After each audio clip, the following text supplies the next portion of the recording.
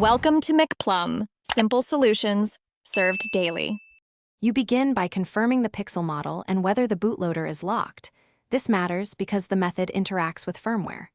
Once done, enable developer options and USB debugging so your PC can communicate with the device.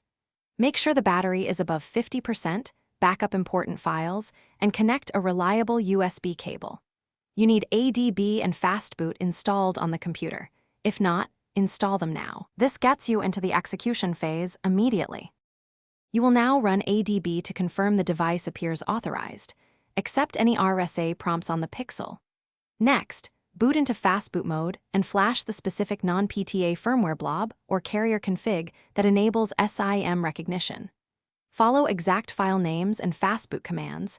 Use Disable Verity and Disable Verification if required. Once flashing completes, reboot to the system and verify the baseband and it may show correctly. If the SIM still fails, repeat the flash step carefully to ensure no errors occurred. Finish by validating network connectivity and adjusting APN settings for your carrier. You need to ensure voice and data are enabled. Make sure the IMEI matches carrier records and run carrier activation. Sometimes a soft reset helps, so toggle airplane mode and restart the phone. If you encounter persistent SIM errors, reflash the original stock image to return to a known state, then attempt the non-PTA steps again. Key troubleshooting tip: if flashing reports errors,